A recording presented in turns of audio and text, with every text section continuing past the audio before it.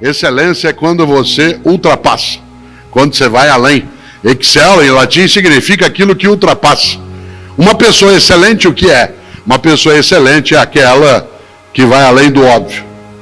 Uma pessoa excelente é aquela que faz mais do que a obrigação. Cuidado.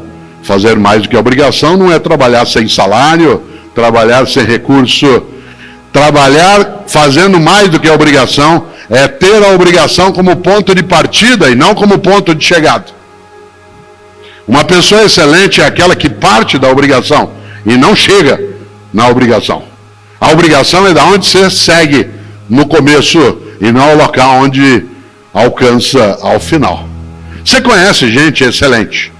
Você conhece professor excelente, você conhece família excelente, você conhece médico ou médico excelente, conhece garçom excelente. Qual garçom que você gosta? Agora que a gente está podendo voltar aos poucos em alguns lugares, qual garçom? Que aliás, né, Benjamin, é uma palavra francesa, né, para nós, garçom. Olha que coisa boa. Para nós, o que é um garçom que a gente aprecia? Aquele que faz mais do que a obrigação. Qual é a obrigação do garçom? Anotar teu pedido, indicar um lugar, trazer as coisas no final. Anota. Qual é o garçom que você gosta de ser atendido? Aquele que faz mais do que a obrigação. Que sugere coisas para você. Que te indica um lugar. Que é capaz de ficar próximo, mas não ao lado, ouvindo a conversa. Que dá dica para você. Que entende um pouco o que você aprecia.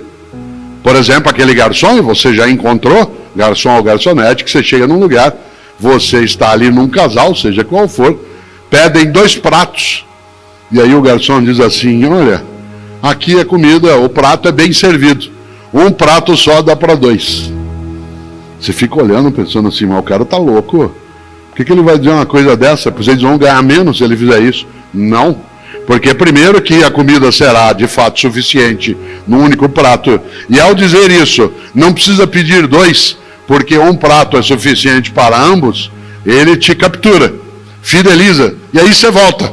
E em vez de ter uma única refeição naquele lugar, se tem uma coisa que você quer, é voltar lá outras vezes. É interessante. É aquela pessoa que é excelente. Olha que coisa curiosa, uma história que aconteceu um dia comigo e com o Fernando, que está sentado aqui.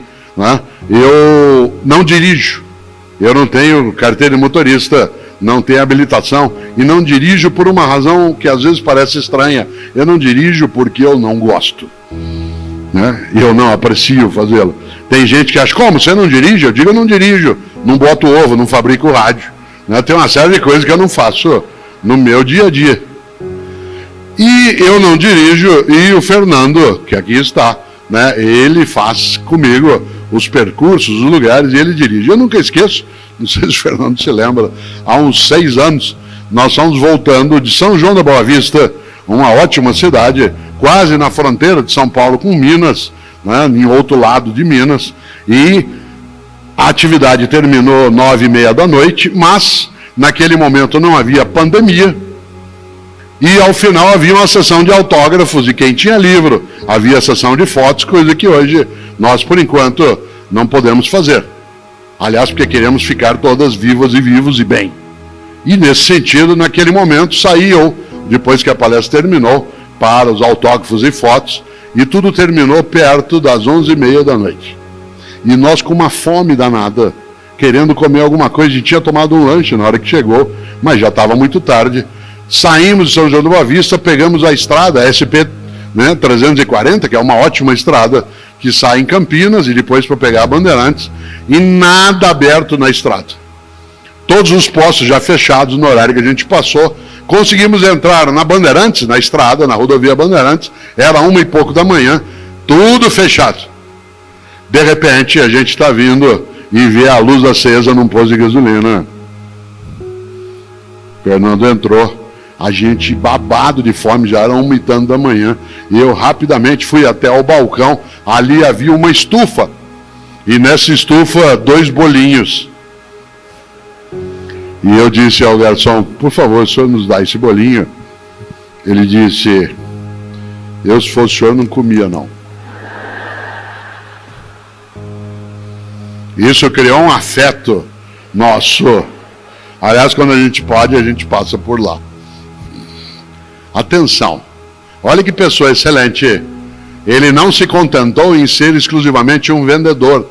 Tal como faça o teu melhor, não pode ser pela maldade, pelo indecente, pelo inaceitável. Embora fosse um negócio, uma regra boa na vida é: não fazemos qualquer negócio. Não fazemos qualquer negócio. Só que ele não se contentou, olha que interessante, em dizer: o que eu posso fazer? Nós dissemos, e não dá para a gente pedir um sanduíche. Ele disse: a essa hora a cozinha já fechou. Atenção no que eu vou dizer agora, porque é isso que marca o passo de uma pessoa que procura excelência na atividade dela. Em vez de dizer: a cozinha já fechou, o que eu posso fazer? Ele disse: como vocês estão com fome, eu vou preparar um sanduíche frio. Se vocês não se incomodarem, eu pego o pão, coloco um pouco de manteiga, de presunto e queijo. Ótimo. O que ele fez? O melhor na condição que ele tinha, enquanto ele não tinha condições melhores para fazer melhor ainda. Olha que interessante. Esta frase que eu acabo de dizer é uma frase que é repetida por mim em muitos momentos, e ela parece quase como um mantra em alguns lugares. É muito comum que Cláudio e eu entremos, por exemplo, num restaurante agora, com um possível retorno, que a gente entre num hotel, que a gente entre num táxi, e o garçom, ou o taxista, ou o recepcionista olha para mim, vê quem sou, e diz: faça o teu melhor na condição que você tem, quando você não tem condições melhores para fazer melhor ainda. A gente até fica perplexamente feliz. Eu não quero ser melhor do que você, eu quero ser o meu modo de melhor ser. Não é uma questão de arrogância, de petulância, não é uma questão de elevar o queixo naquilo que se chamaria de soberba. Ao contrário, eu não quero ser melhor do que você, eu quero ser o meu melhor naquela condição. Eu sou mais velho que o meu pai. Eu vou fazer 70 anos, ele faleceu com 61. Parece meio inconcebível supor que você possa ser mais velho que teu pai. Mas eu, quando lembro dele aos 61 anos de idade, ele era um velhinho. E eu já deixei isso há um bom tempo, isto é, já ultrapassei. A vida, de fato, ela é curta para ser pequena. Pequena significa quando você e eu admitimos: eu faço o que eu posso. É interessante. Várias vezes na vida você encontra a síndrome do possível. Várias vezes no teu cotidiano o possível aparece como sendo o caminho mais confortável. Há pessoas que, quando você apresenta alguma questão para ela, ela olha e diz de modo desalentado, usando reticências ao final, que é: eu faço o que eu posso. Diz: gente, nós temos que dar maior integração à nossa atividade, eu faço o que eu posso. Gente, nós temos que ter um ambiente menos destruído, menos poluído, eu faço o que eu posso. Gente, nós temos que ter metas mais realizadas naquilo que temos, eu faço o que eu posso. Gente, nós temos de ter uma família que seja de fato mais protetiva, eu faço o que eu posso. Esta ideia do eu faço o que eu posso, com reticências, com 3 pontinhos, ela é desistente. Ela é a marca da mediocridade. Há um outro modo de dizer, viver e sentir essa frase, que é, no lugar de colocar reticências, colocar um ponto de exclamação. E aí, em vez da frase ser eu faço o que eu posso, ela se torna eu faço o que eu posso. Isto é, eu não deixo de fazer o que pode ser feito. Há uma diferença que não é, de novo, apenas de vocalidade. Quando eu digo eu faço o que eu posso, eu estou abandonando a possibilidade de reforçar o que tem que fazer. Quando eu digo eu faço o que eu posso, nós estamos entendendo que a pessoa, ou você, ou eu, fazemos aquilo que pode ser feito e não deixamos de fazê-lo. Fica clara a distinção: eu faço o que eu posso. Aliás, pessoas que dizem muito eu faço o que eu posso, elas quase sempre, diante de qualquer problema, usam uma frase muito comum que é: que horror, alguém tem que fazer alguma coisa. na família, na política, na escola, na empresa, no país. Que horror! Alguém tem que fazer alguma coisa. E quando você vira e diz a ela: e você o que está fazendo? Eu faço o que eu posso. Ou vou fazer o possível. Interessante isso. Porque essa perspectiva de encarnar de modo direto a ideia de uma vida pequena, além de curta, ela é muito forte. Nós temos momentos muito grandes na história, né, desta nação de Portugal. Para nós que nascemos no Brasil, e mais ainda para mim, que tenho mais idade, Portugal é uma referência na literatura, na cultura, na história. Eu estudei muito quando criança, e depois na educação básica, o conjunto da vida, as histórias. Quando eu caminho, a primeira vez que eu venho, eu e Cláudia até aqui, o Porto, mas Portugal não é. Todo lugar que a gente hoje caminhava, assim que chegamos, tem uma referência. Quando eu encontro a ideia do infante Dom Henrique, isso faz parte também da minha trajetória. Quando eu encontro algumas menções à literatura, mulheres e homens que viveram nesse lugar, né, que a gente tem acesso no dia a dia, em tudo isso eu sempre me lembro, né, que esta é uma nação que tem uma marca, por exemplo, religiosa muito forte. Haja vista que na próxima semana uma parte, né, do país se desloca, né, para a região de Fátima em função da sua crença, da sua perspectiva. Portanto, nós não podemos secundarizar, né, o mundo da religião. E vez ou outra, quando eu encontro uma pessoa muito religiosa, mas que vive dizendo isso que eu estou dizendo agora, que horror, alguém tem que fazer alguma coisa, especialmente se essa pessoa tem a mesma origem que eu, que é a formação cristã, eu digo: você prestou atenção em algumas coisas de Jesus que a gente não pode esquecer? E atenção, tanto faz se você tem religião ou não, essa é uma escolha tua. Aliás, tanto faz se essa religião é cristã ou não, essa é uma escolha tua. Eu estou usando o cristianismo como referência porque é a minha matriz, né, de referência também. E eu costumo dizer para pessoas muito acomodadas, aquela que dizem muito, eu faço o que eu posso, ou aquelas que enfraquecem a ação, lembrando uma coisa, há uma passagem dentro do Evangelho, né, narrado pelos cristãos, que eu acho magnífica, que é quando Jesus, ao ser informado que seu amigo Lázaro houvera falecido, as irmãs de Lázaro vão chamar Jesus para ver se ele algo faz. E na crença cristã, Jesus vai e faz com que Lázaro volte à vida. Portanto, que ele vença, né, exatamente o fim da vida. E uma das ideias mais marcantes que aparece em duas das narrativas do Evangelho em relação a esse ponto, são aquelas que dizem que Jesus, ao se aproximar do túmulo em que Lázaro estava colocado, diz: levanta-te e anda. Eu digo, olha, essa é uma das mensagens mais fortes que eu acho que a gente pode absorver do cristianismo, que é: levanta-te e anda. Para gente que diz muito, eu faço o que eu posso, e que tem algum tipo de relação com o mundo cristão, tem que lembrar que Jesus falou: levanta-te e anda. Ele não falou: levanta e senta mais um pouquinho, levanta e dá uma descansada, levanta e cochila que está na hora. A frase é de avocação, de convocação: levanta-te e anda, isto é, vá. Para a gente não encarnar num dos heterônimos do Fernando Pessoa, né, quando diz de maneira direta: depois de amanhã, depois de amanhã. Aliás, Fernando Pessoa lembrava, por intermédio de Álvaro de Campos, na véspera de não partir nunca, ao menos não há que se arrumar malas. Na véspera de não partir nunca, ao menos não há que se arrumar malas. Ou seja, eu não quero ter trabalho, eu faço o que eu posso. Nesta hora eu volto a um ponto. No mundo das religiões, há algo a ser pensado.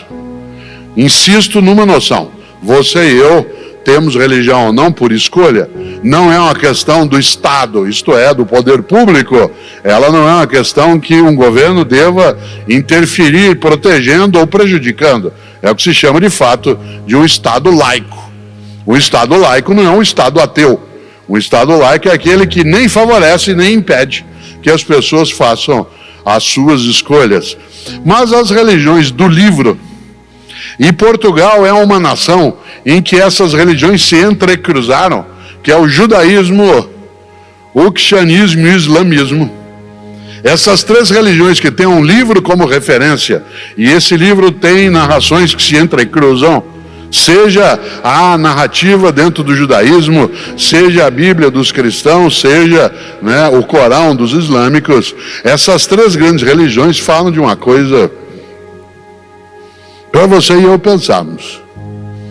As três dizem que quando a gente se for, e você se vai, e eu também, que quando você se for, ou eu me for, haverá um juízo final. O que me assusta na ideia de juízo final não é ser final, é ser juízo. Dizem essas religiões que quando a gente se for, a divindade vai nos chamar num canto e falar: vem aqui para uma conversa, senta aqui comigo. E aí? Na tua vida, enquanto vivo estava ou viva estava, por que fez o que fez? E por que não fez o que não fez? E por que fez o que fez como fez? E por que deixou de fazer o que devia ter feito? Você sabe que tem gente que deixa para procurar as respostas só quando não dá mais tempo. E é interessante, porque a ideia de que você pode crer ou não nisso, mas a noção de uma vida que, sendo curta, não seja pequena, ela nos coloca essa tarefa de, naquilo que fizermos, que a gente faça o melhor. E uma vida pequena é aquela que é medíocre, e a mediocridade é exatamente o abandono da procura do melhor naquilo que se deve fazer. Não o melhor do mundo, o teu melhor. Eu, Cortella, não quero ser o melhor do mundo, eu quero ser o meu modo de ser o melhor Cortella que eu possa ser. Eu não quero ser melhor do que você, eu quero ser o meu modo de melhor ser. Não é uma questão de arrogância, de petulância, não é uma questão de elevar, né, o queixo naquilo que se chamaria de soberba. Ao contrário, eu não tenho o desejo de ser melhor do que você, a menos que seja uma disputa humorada, como acontece num jogo de cartas, num concurso, numa partida de futebol. Isso traz ali a marca da brincadeira, a marca lúdica, mas na vida eu não quero ser melhor do que você, eu quero ser o meu melhor naquela condição. Eu quero ter mais presença. Eu não quero a eternidade nesse sentido de imortalidade, porque isso é uma impossibilidade, mas eu não quero também, de modo inútil, passar a ter dificuldades, turbulências, se eu consigo evitar fazendo algumas coisas que eu não quero fazer, porque meu propósito, ele é maior. Assim como você, muitas vezes, está numa atividade, está num emprego que você não acha que é aquilo que você quer fazer naquele momento, mas ele servirá para você preparar o teu tempo numa outra circunstância. Por isso, volto ao ponto, não confunda cansaço com estresse. Cansaço, esforço intenso, te deixa, sem dúvida, com dificuldade. Mas o estresse é ausência de sentido. O que é que te realiza? Gostosa a expressão, porque em português ela não tem o mesmo sentido que tem em inglês. Porque em inglês, vocês sabem, o verbo to realize significa dar-se conta, ter consciência. Eu, Cortella, gosto, e acho que você, sem dúvida, também, de fazer coisas nas quais eu me reconheça e seja reconhecido. Eu tenho uma profissão, esta profissão que tenho, que é de professor, que permite muita convivência com o reconhecimento. Mas há outras profissões que guardam um certo anonimato. Isto é, a pessoa não é visualizada naquilo que faz. São pessoas que estão no nosso dia a dia, enquanto nós estamos aqui agora, nesta reflexão, que estão cuidando do som, da segurança, da iluminação, cuidando do ar-condicionado, cuidando para que a gente possa sair depois daqui Estou falando do imediato a nossa situação. No entanto, eu não tenho dúvida que essas pessoas, elas se sentem absolutamente valorizadas quando elas veem que está tudo em ordem, cheio de graça. Eu vou contar algo que eu gosto de trazer à tona sobre o propósito, que aparece no livro meu mais antigo, que eu aprecio muito, chamado Qual é a Tua Obra? Que é um livro sobre gestão, liderança e ética. Aliás, ele é completado, né, por esse outro, porque fazemos o que fazemos. E eu vou lembrar lá algo que aparece com muita força, porque eu fui secretário de Educação da cidade de São Paulo. E quando eu estava na secretaria, como todo secretário, todos os dias eu tinha de visitar escolas da prefeitura. E, portanto, todos os dias eu saía, na época o carro era um Opala, preto de chapa dourada, eu ia à segurança e eu ia visitar alguma escola na cidade, 2, 3 vezes ao dia. O que acontecia quando eu chegava na escola? Estavam lá me esperando. Tinha fita para cortar, bandeirinha. As crianças estavam todas arrumadas e cheirosas no pátio para cantar uma música que eu tenho trauma. De tanto que eu ouvi, que é maravilhosa, que é a Aquarela do Toquinho. Porque cada vez que eu entrava numa escola, estava na moda isso, nos anos 1990, lá estavam elas com a bandeirinha. E é maravilhoso isso. Depois que terminava a apresentação no pátio, eu era levado para a sala de professoras ou professores, e ali havia um lanche com coisas gostosas, quitutes, que eram feitos ou na escola ou levados. E é claro, vocês já viram, aquela mesa cheia de coisas, um monte de professor e professora em volta, aguardando o secretário comer a primeira esfirra. Só quando eu algo pegava que as pessoas se aproximavam, aquela liturgia do cargo. Quem ia comigo todas as vezes que eu ia visitar a escola? Algum assessor ou assessora.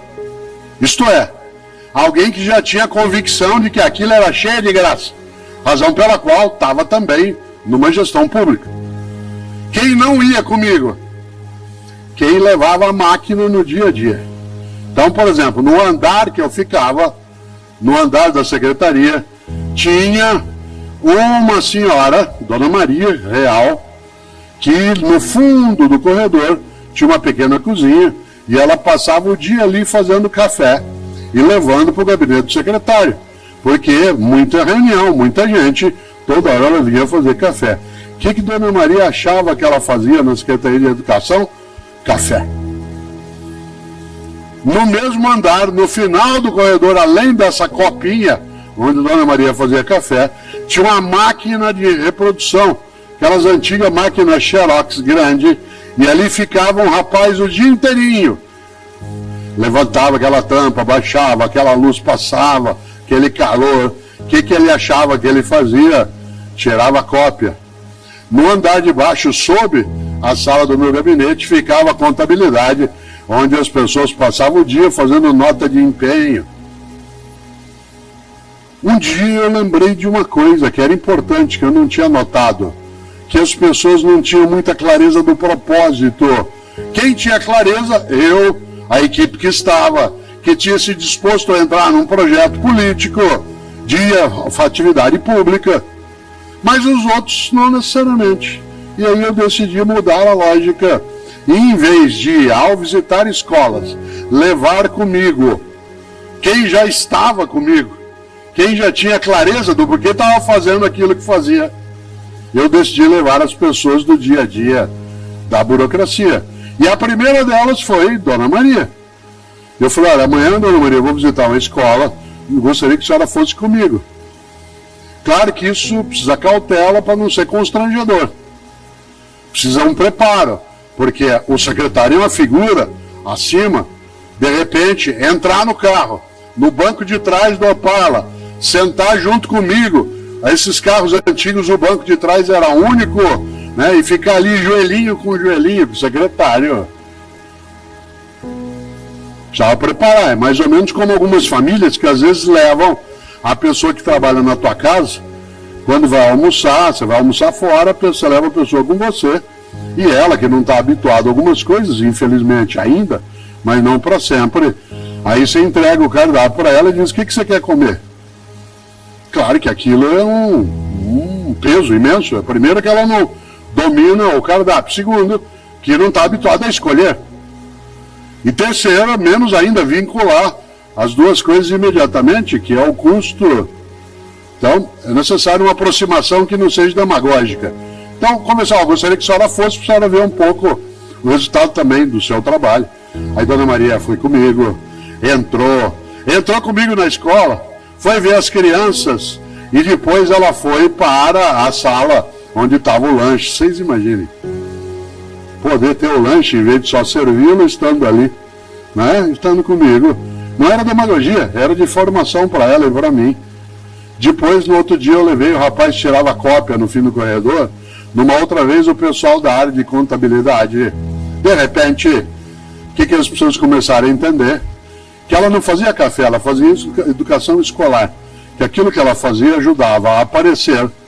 Escola, criança, família, ensino, cuidado, proteção. Que ele não passava o dia só fazendo nota de empenho. Que aquilo virava vida e serviço público. Por que eu estou contando essa história? Não é uma autoexaltação, embora possa parecer, não quero me elevar com essa questão, mas é um aprendizado que eu tive de ter para que as pessoas enxergassem com mais nitidez. Por que faziam o que faziam? Vocês não fazem ideia como a capacidade e a qualidade do trabalho ela se elevou no dia a dia, porque de repente, a cada café que ela fazia, ela sabia que o resultado não era só fazer café, era auxiliar uma estrutura que tinha uma finalidade que era mais relevante. Eu estava em Ribeirão Preto há 2 anos, na Feira do Livro de Ribeirão, que é uma feira magnífica, é a segunda melhor do Brasil, de rua, a primeira é Porto Alegre, a segunda, né, é exatamente Ribeirão Preto, e ela foi no Teatro Pedro II, que eles têm, que é um lugar estupendo. Eu estava com o Cláudio, com quem eu sou casado, na hora que terminou a minha atividade, nós estávamos com uma fome danada e uma sede, eram 11 da noite, ao lado do teatro tem um chopp inacreditável. Eu já saí do palco salivando. Imagina que eu ia sair, era só pegar a direita, já sairia ali. Quando nós saímos, estava fechado. Fomos para o hotel fica num shopping, para quem conhece Ribeirão, tem alguns hotéis que ficam em shopping. Chegando lá, falando: bom, vamos comer aquilo que o hotel tem, né? Quando nós chegamos no shopping, havia um outro do mesmo lugar de shopping, aliás, no shopping, aberto. E a gente correu rapidamente, eu já estava antevendo a tulipa de chopp e um bolinho que eles têm de carne seca, que é incrível. E aí, quando nós entramos com toda aquela alegria, uma fila de espera de 1h30. Entramos na fila. Depois de uns 15 minutos que nós estávamos na fila, o gerente veio até mim e disse: professor, que honra ter o senhor aqui. A gente gosta muito do senhor ler seus livros, ver coisas no seu canal no YouTube, etc, etc. O senhor não precisa ficar na fila, não. Tem uma mesa aqui reservada, o senhor venha. Eu falei: não, obrigado.